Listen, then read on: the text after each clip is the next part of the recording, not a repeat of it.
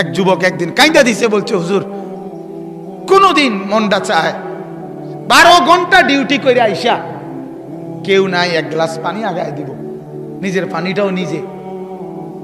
বিদেশটা এমন না? সে কি আর বলে? বাড়িওয়ালাদেরকে তো বুঝতে দেয় না, মা কানবে, বউ অভাব চিন্তা করবে, এই জন্য বলে না, বলে না। এটাই তো সন্তানের নিয়ম। কিন্তু নিজে সীমাহীন কষ্ট করে বিদেশের জন্য। আমার কষ্ট লাগছে দেখে, আমি হজ উমরায় গেছি যে সৌদি আরব, আগে কতবারই দেখছি, এরা নিয়ে যায় দাওয়াত দিয়ে দিয়ে তাকে রুমে, এই ছোট্ট গদ্দুর জায়গার মধ্যে কষ্ট করে থাকে। এক যুবক নরসিংদীর আমারে বলছিল একদিন, হুজুর আজ 11 বছর বিদেশ, বাবার ঋণ দেনা এখনো শোধ করতে পারি নাই, বাদ যেতে পারি না, বাবার ঋণ এখনো শোধ হয় নাই হুজুর, কিন্তু ট্যাবলেট হুজুর নাই, কেউ খুললে দিব।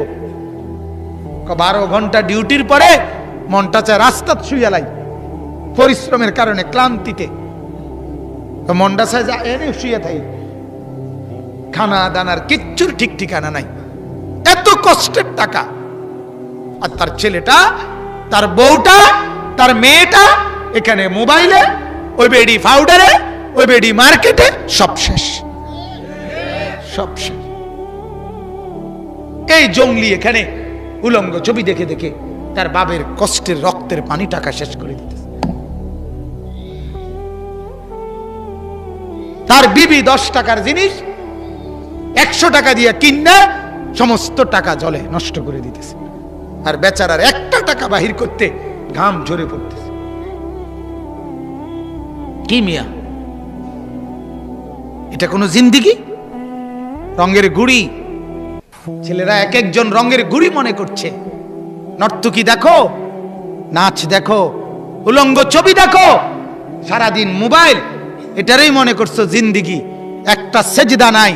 ডাকাত, মনে রাখো, দুনিয়াতেও সুখ পাইতা না, আখিরাতেও কিচ্ছু পাইতা না।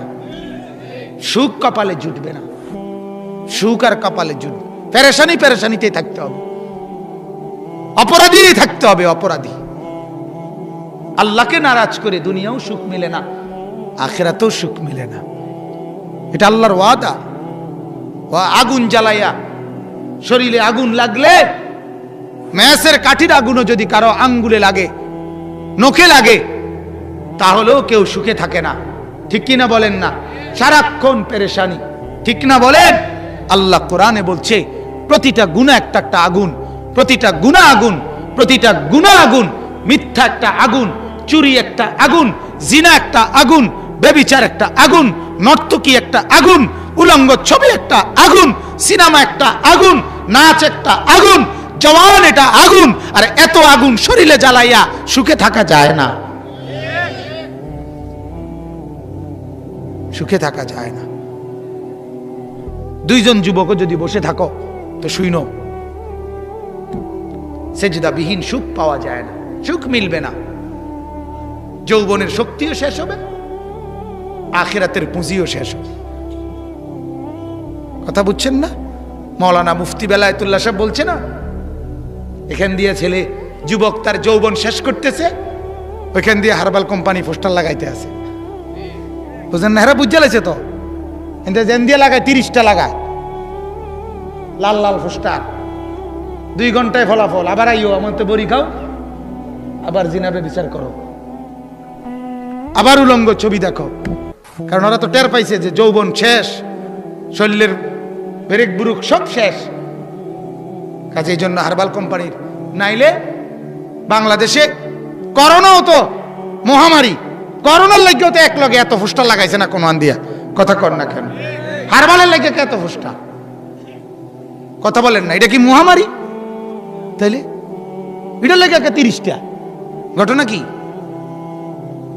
বুঝছে, বুঝছে যুবকের চরিত্র শেষ, যুবতীর চরিত্র শেষ, বোনও শেষ, ভাইও শেষ, ছেলেটাও বরবাদ, মেয়েটাও বরবাদ।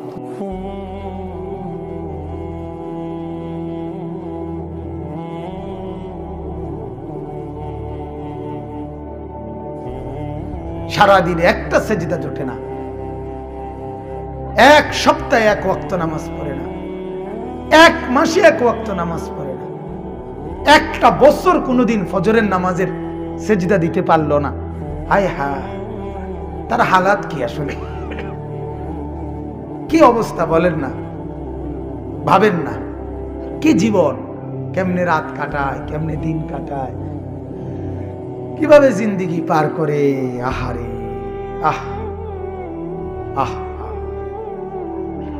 এই ঘুরতেছে ফিরতেছে, কার মেয়ের পিছনে ঘুরতেছে, কার মাইয়া দেখতেছে, উলঙ্গ ছবি দেখতেছে, নর্তকী দেখতেছে, কিতা দেখে, কি করে, লাভ কি লোকসান কি, কিচ্ছুর কোনো খবর, কোনো জিন্দেগির কোনো দিক নির্দেশনা, জিন্দেগির কোনো লক্ষ্য টার্গেট কিচ্ছু না, কিচ্ছু না। এমনিতেই চলছে ফিরছে, খাইতেছে ঘুমাইতেছে। এই হলো হালাত। লাখ লাখ যুবক যুবতীর, ছেলে মেয়ের জীবন, যাদের জীবনের কোনো গন্তব্য নেই। যে নৌকায় উঠছে সেটা কোথায় ভিড়বে জানে না, কোথায় ভিড়বে জানে না, জিন্দেগি কোথায় গিয়ে লাগবে। মন চাইলে বিদেশ গেলাম, মন না চাইলে দেশে কাম করলাম, হ্যাঁ একটা না একটা কিছু। আর কি তা বাপ মায়ে তো চিন্তা করবো, ফাইলে বিদেশ দিব, নইলে বা গ্রামে কাম লইয়া দিব, নইলে বাজারে দোয়ান লইয়া দিব, হেতারাই তো একটা না একটা বুঝ করিয়া দিব। আমার আর কি তা, এটা তো আসলে একটা মানুষের জীবন হইতে পারে না। মানুষ মানে তো তার একটা টার্গেট থাকবে, তার একটা জিন্দেগির গতি থাকবে। আমি তো হাইওয়ান না, আমি জানোয়ার না ভাইয়া, আমি তো পশু না। আমার জীবনের একটা লক্ষ্য উদ্দেশ্য আছে। একটা বাসে উঠার পরে যদি কন্ট্রাক্টর জিজ্ঞাসা করে, ভাই তুমি কোথায় নামবা, সে যদি বলে না আপনার মন মতো একখানে নামাই দিয়ে, কথা কয় না, পুরা বাসের প্যাসেঞ্জার তারে পাগল কইতো না, আরে এই ছাগল কীর্তি উড়াইলি, এটা কিতে রে কক, একখানে নামাই দিত, এই পাগল কীর্তি গাইল, বলবে কি না বলেন? তো তাইলে একটা ছেলেকে যখন জিজ্ঞাসা করে কি করো, কয় ঘুরি গাড়িয়ে, পাগলে না তুই বেটা, গরজ গরজ কি দাবা, সুস্থ মানুষ আপনি ঘুরে গাড়ে কেমনে বলেন আপনি? ঘুরি গাড়িয়ে, ঘুরে গাড়ে বলে, এই ঘুরে গাড়ে। সেই 3টা বাজে বাইরেছে, রাতের 12টা বাজে ঘরে আসছে, কিতা করছে, গুচ্ছি খাচ্ছি, বন্ধুদের লগে আড্ডা দিছি। কিতা আড্ডা, কিতা আড্ডাটা কি, কি আড্ডা কি দিছ? আহা, কিছুই জানে না, কিছুই জানে না, ঘুরাঘাড়ি, এত বেহুদা, এত লক্ষ্য উদ্দেশ্যহীন। এটা তো পাগলের জীবন। পাগলের না কোনো লক্ষ্য উদ্দেশ্য নাই, পাগল কি করে না করে কিছুই জানে না, তার তো কোনো এহসাস অনুভূতি নাই। যার ব্রেন আছে, যার দিমাগ আছে, যার হাত পাও সচল, যার চোখ নাক কান সচল, যার ব্রেন এখনো তার ছিঁড়ে নাই, আহা, সে এত লক্ষ্য উদ্দেশ্যহীন হয় না। তার উপরে সে মুসলমান, মুসলমান সে। আমরা কিতাবে পড়ছি 10 বছরের নবীজির এক সাহাবী হযরত আব্দুল্লাহ ইবনে জুবায়ের রাদিয়াল্লাহু তাআলা আনহু, তিনি আপনার একদিন রাস্তার পাশে বন্ধুদের সাথে অল্প রাস্তার মধ্যে খেলতেছিলেন, একসাথে কয়েকজনে মিলে, 10 বছর বয়সে। হযরত ওমর রাদিয়াল্লাহু তাআলা আনহু, ওমর, উনি আসতেছিলেন ওই পাশ থেকে। আসার দেখেই, ওমরকে দেখেই ছেলেরা, ওই বাকি বাচ্চাগুলো ভাগ্যা গেছে ওমরের দেখেই। হযরত আব্দুল্লাহ ইবনে জুবায়ের রাস্তার এক পাশে দাঁড়ায় ছিলেন। হযরত ওমর এসে বললেন, তোমার বন্ধুরা কোথায়? হযরত আব্দুল্লাহ ইবনে জুবায়ের বললেন, আপনাকে দেখে চলে গেছে, ভাগ্যা গেছে আপনার ভয়ে। হযরত আব্দুল্লাহকে ওমর বললেন, তুমি ভাগলা না, তুমি গেলা না, তুমি যে দাঁড়ায় আছো? হযরত আব্দুল্লাহ ইবনে জুবায়ের বলেন, আমি ভাগবো কেন? আমি তো এমন কোনো অপরাধ করি নাই যে কারণে আপনাকে দেখে পলায়ন করতে হবে। দ্বিতীয়ত, রাস্তাও তো এত সংকীর্ণ নয় যে আপনাকে আমি সাইড দিতে হইলে একবার এন থেকে যাইতে হইব। কথা বুঝেন নাই? রাস্তা তো প্রশস্ত, আপনি হাঁটবেন না। আর আমি তো কোনো অপরাধী না যে আপনারা দেখে আমি কি করতে হবে, পলাইতে হবে। কথা বুঝছেন কিনা? হযরত ওমর কিতাবে আছে, ওনারে বুকে জড়াইয়া ধইরা বলছিল, আব্দুল্লাহ, আমি বললাম একদিন তুমি বাদশাহ হবে, একদিন তুমি বাদশাহ হবে, খলিফা হবে। পরবর্তীতে হযরত আব্দুল্লাহ ইবনে জুবায়ের, ইয়াজিদের ইন্তেকালের পরে হযরত আব্দুল্লাহ ইবনে জুবায়ের এই হিজাজের খলিফাতুল মুসলিমিন হইছে। ঠিকই বাদশাহ হইছে, ঠিকই খলিফা হইছে। ছোট্টবেলাতেই তার জিন্দেগির কথা স্পষ্ট, জীবনের গতিবিধি স্পষ্ট। আমরা কিতাবে পড়ছি একজন সাহাবী ছিলেন যায়েদ ইবনে সাবিত রাদিয়াল্লাহু তাআলা আনহু। 13 বছর বয়সে উনি আল্লাহর নবী সাল্লাল্লাহু আলাইহি সাল্লামের কাছে আসছেন ওনার মাকে নিয়ে। ওনার মা বলছে, ইয়া রাসূলুল্লাহ, আমার এই সন্তান 13 বছরের, আপনার সাহাবী, সে যুদ্ধে যেতে চায়, আপনার সাথে যুদ্ধে অংশগ্রহণ করতে চায়। আল্লাহর নবী সাল্লাল্লাহু আলাইহি সাল্লাম বলেন, এত ছোট, যুদ্ধে নেওয়া যাবে না।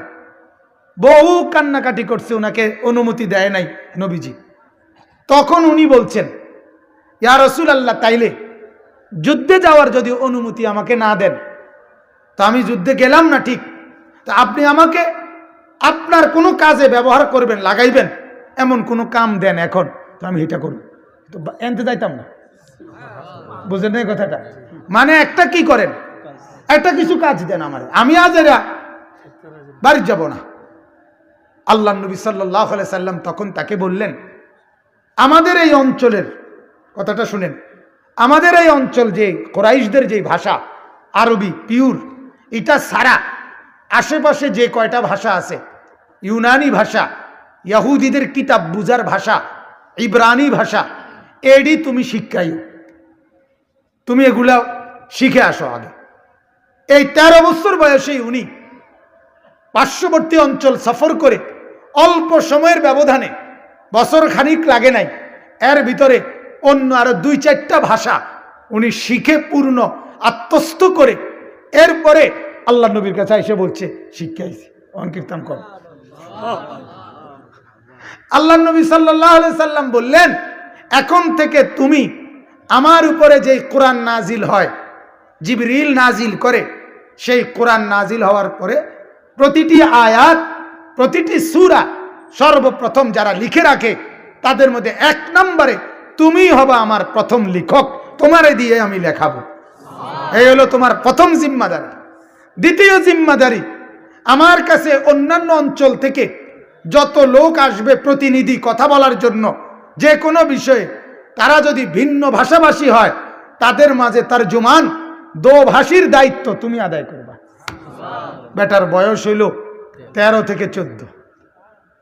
আল্লাহ নবী সাল্লাল্লাহু আলাইহি সাল্লামের কাতেবে ওয়াহি যারা, কোরআন যারা লিখতেন, নবীজির যে কয়জন সাহাবী লিখতেন তার মধ্যে 1 নম্বর ছিলেন এই উনি।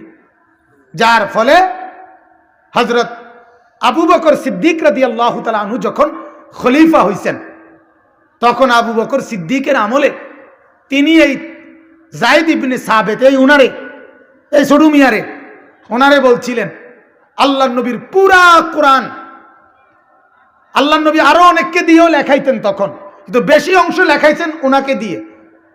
আবু বকর সিদ্দিক রাদিয়াল্লাহু তাআলা ওনার আমলে বললেন, তুমি পুরা কোরআনটাকে একবারে শুরু থেকে শেষ পর্যন্ত তোমার হাতে রেডি করে একত্রে একসাথে কোরআনকে জমা করে পূর্ণ একটা কপি তুমি বানায় দাও, এটা তোমার দায়িত্ব দিলাম। কারে কারে? এই যায়েদ ইবনে সাবিত, ওনার বয়স তখন 83, ঠিক না মা? তখন তাহলে এরপরে আবু বকর সিদ্দিক খলিফা হইতে হইতে 83 হয়ে গেছে। কত 17-18 বছর হবে, কথা বোঝেন নাই? আমরা কিতাবে পড়ছি উনি আবু বকর সিদ্দিক রাদিয়াল্লাহু তাআলা আনহুকে বলছিলেন, খলিফাতুল মুসলিমিন, যদি এই পাহাড়টা, যেই পাহাড়টা, মানে একটা পাহাড়ের নাম বলছে আর কি, যে এই পাহাড়টা যদি আপনি বলেন কাইটা, এই পাশের পাহাড়টারে এই পাশে একটা স্তূপ দিতাম, ধূপ দিতাম, আমি এটা পারুম, আমি এটা পারুম। আপনি যদি বলেন তো আমি ওই পাহাড় কাইটা এই পাশে লইয়া পড়ব, এনাইনে থুপ দিয়ে এলাম। একটা পাহাড় কাইটা থুপ দেওয়ান মানে 200 মন মাটি আনুন না কি তা? ওনার হিম্মতটা দেখেন, যৌবনের হিম্মত দেখেন। আহা, আজ এক জগ ফানি দিত কইলে হেতের মায় তারে ফাইতাম না।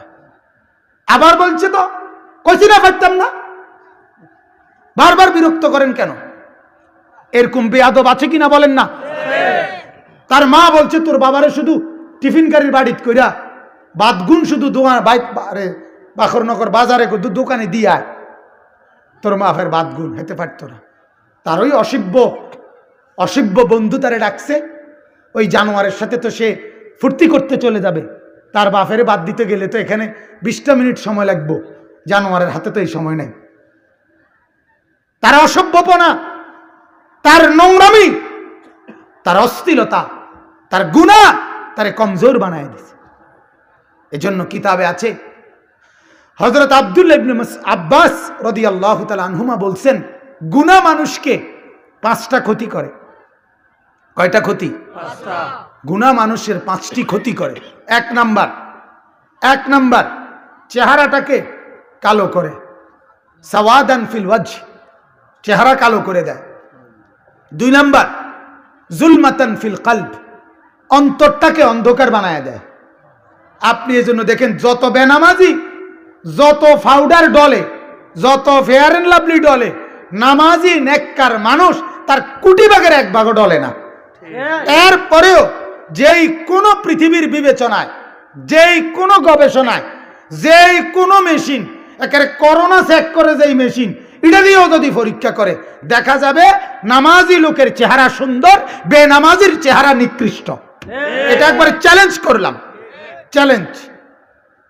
পর্দানশীল নারীর সৌন্দর্য আর পৃথিবীর বিশ্ব সুন্দরী যে বুড়ি ব্যাটকাইয়া রয়েছে, এ বুড়ির ব্যাটকা নিয়ে যা, কথা বলেন না, এ যা ব্যাটকাই রয়েছে। কিন্তু পর্দানশীল নারীর সৌন্দর্য কোটি গুণ বেশি, কোটি গুণ বেশি। সাওয়াদান ফিল ওয়াজহ, চেহারা কালো হয়ে যায় নাফরমানের, গুনাহ চেহারা কালো করে দেয়।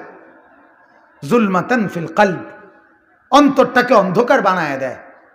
অন্তরের মধ্যে কোনো আলো থাকে না, এজন্য কারো প্রতি দয়া মায়া থাকে না।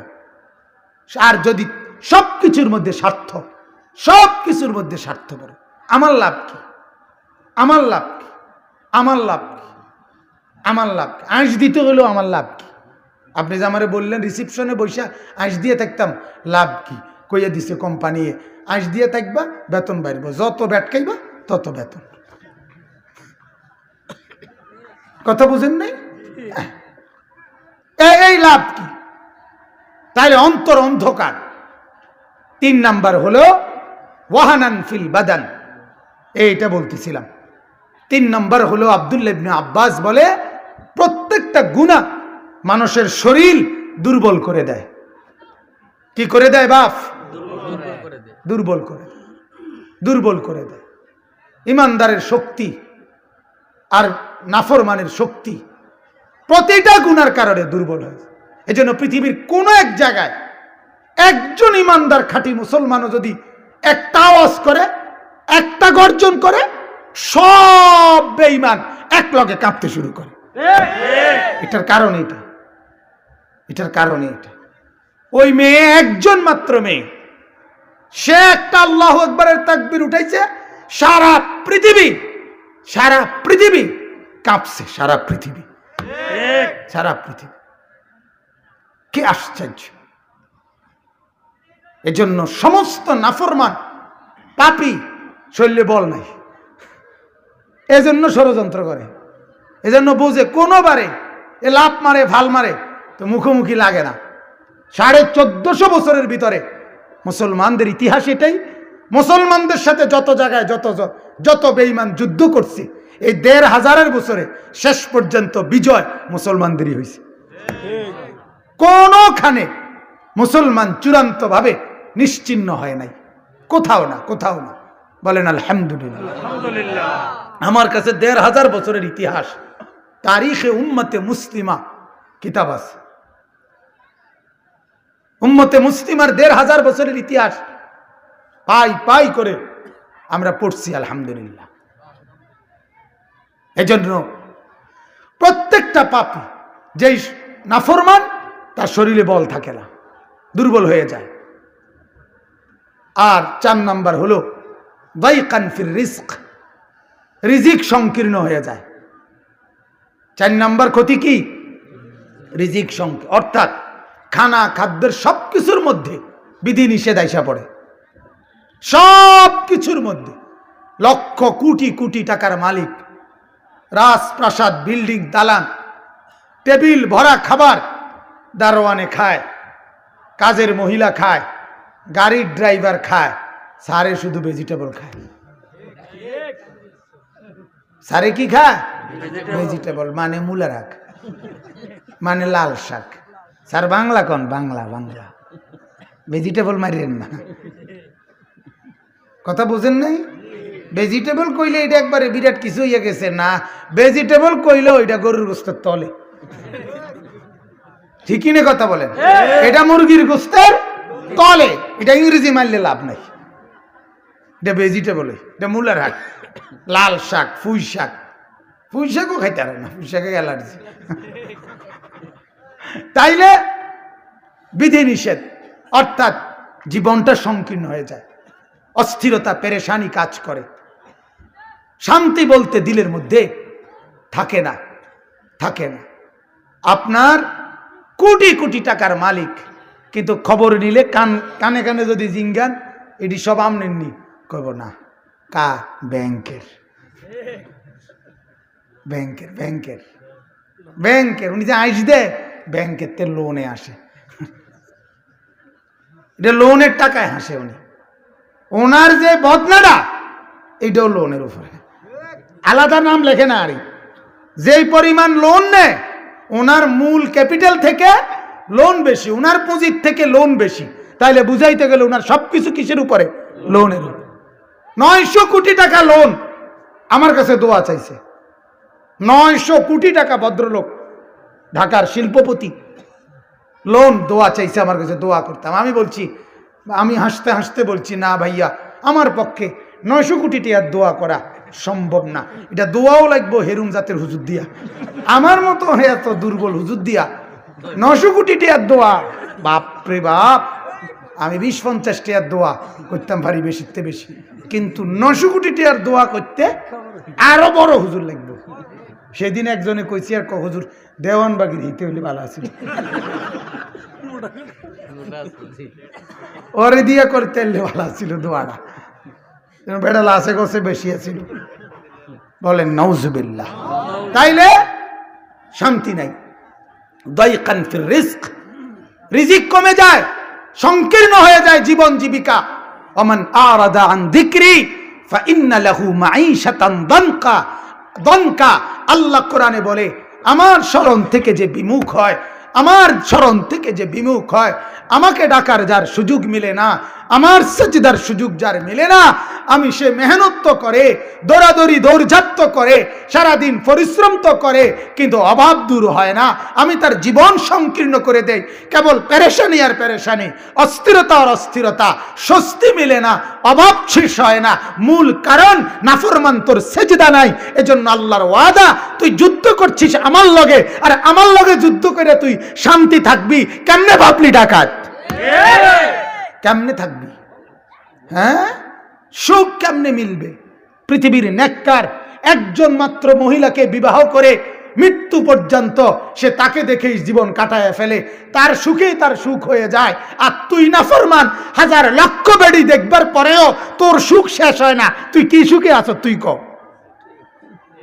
কথা বোঝেন নাই আপনি? তোর উপরে যে আল্লাহর লানত, এটাই তো বড় লানত। তুই কাউরে দেখে তোর তৃপ্ত হয় না, এজন্য তুই সারাক্ষণই বেড়ি দেখো, সারাক্ষণই বেড়ি দেখো। নেককার তার একজন বিবাহিত স্ত্রীকে দেখেই মৃত্যু পর্যন্ত সুখ পায়। এটা নিয়ামত, এটা নিয়ামত, এটা সুখ, এটাই আনন্দ, এটাই তৃপ্তি। ফাইন্না লাহু মাঈশাতান দানকা। আল্লাহ বলেন, আমার থেকে বিমুখ হবা, আমি তোমার জীবন সংকীর্ণ করে দেব।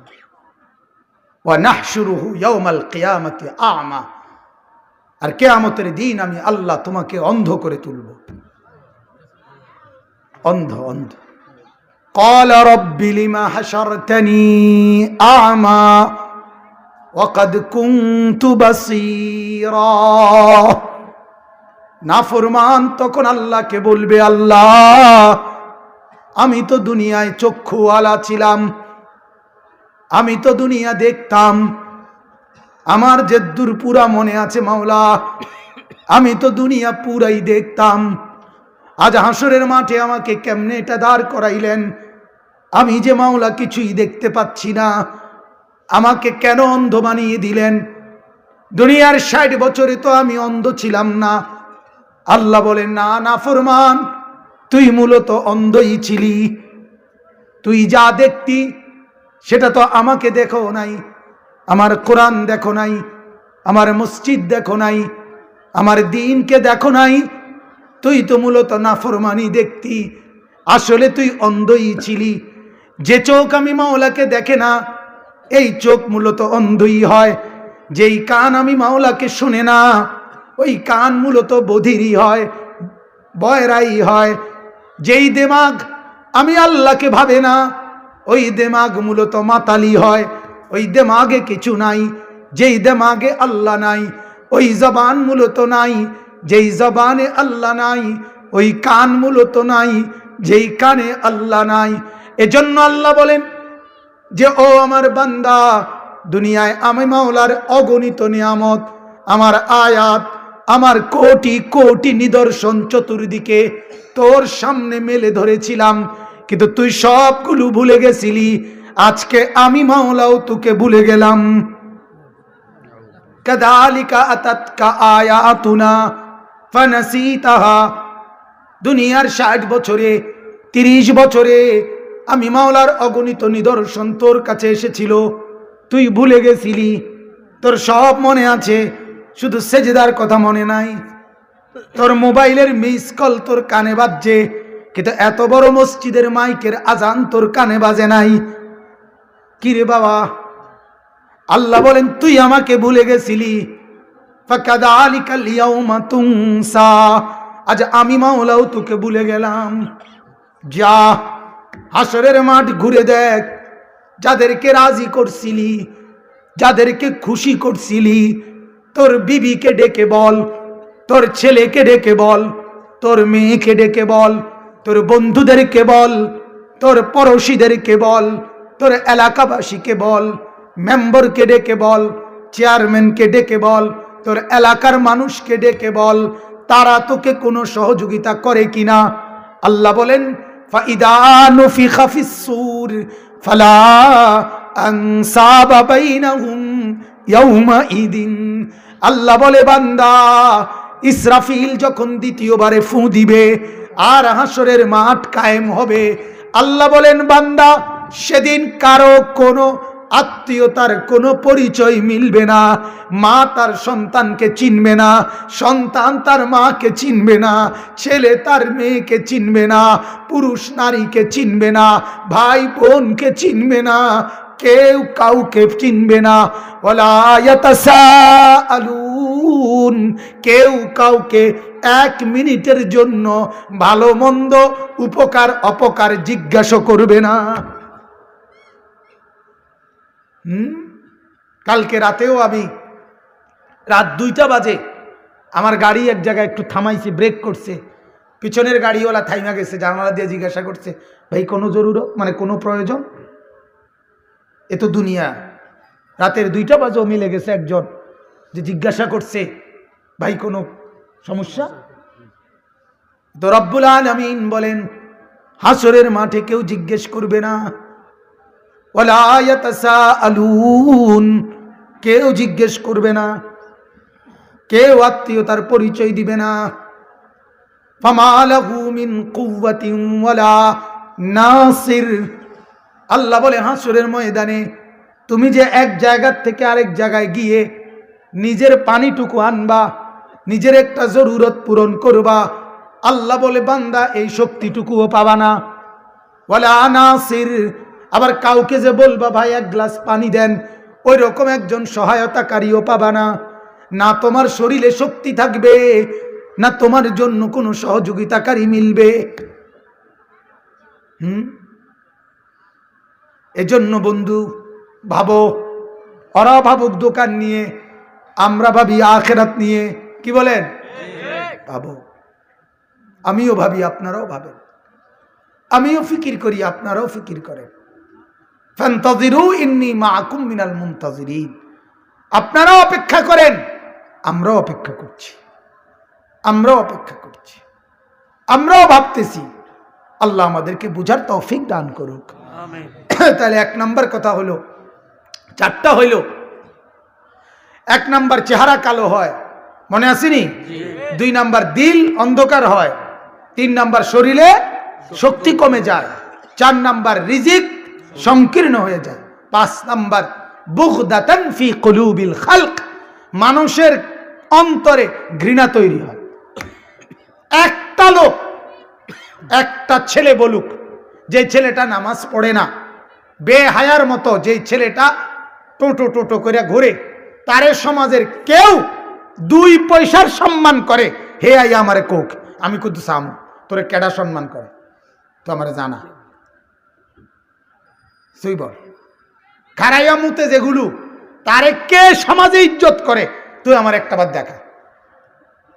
তোর সমান না, তোমার সমান আরেক দুষ্ট, হেইতে তোমার হেলো কয়, হেইতে তো মুতিন নেই। কথা বোঝেন না কেন? তো এক মুতিন না আরেক মুতিন না রে, এইটা তার ইজ্জত কিতা? এক ছাগল আরেক ছাগলের মিস কল দিলে এটার মধ্যে লাভ কি? কথা বোঝেন নাই আপনি? তোমার মতো আরেক বখাটে, তোমার মতো আরেক দুষ্ট, সে তোমারে ডাক দিলে কি লাভ হইল? তোমারে কোনো নেক আল্লাহর বান্দারা ডাকে কিনা, তোমারে কেউ ভালো মানুষরা সম্মান করে কিনা, এটা না দেখার বিষয়, এটা না দেখার বিষয়। এই জন্য আমি প্রায় বলি, যে লোক মন্দ, পুরুষ হোক নারী হোক, ছোট হোক বড় হোক, তার জীবনের সবচেয়ে বড় অভিশাপ হইল তারে তার মন্দ সঙ্গীরাও তারে অসতী বলে। এটা একটা মূল নীতি আমার, প্রায় বলি আমি, মনে রাখেন। কোন ছেলে অসিব্য মনে করেন, দুশ্চরিত্র, বখাটে, মদখোর, গাঁজাখোর, ফেন্সিখোর, বাবাখোর, ডাইলখোর, হ্যাঁ নেশাখোর, মাতাল, ওই ছেলেটার ব্যাপারে আরেকটা নেশাখোর রে জিজ্ঞাইয়েন, আরেকজন মদখোর রে জিজ্ঞাসা করেন, যে তারে চিনে জানে, তারে জিজ্ঞাইয়েন তোমার দৃষ্টিতে হইতে কেমন, কইব 1 নম্বর অসৎ। ঠিক কিনা বলেন? একারে কাটটা গাঁজাখোর, কাটটা নেশাখোর। আরে কি তারে কস, তুই তো কমপক্ষে ভালা কন দরকার, তোর লাইনের লোক। কথা বলেন না কেন? তুই তো কইবা, তুমি তো বলা দরকার কমপক্ষে। না, উনি হলেন জুনায়েদ বাগদাদির স্বাস্থ্য ভাই।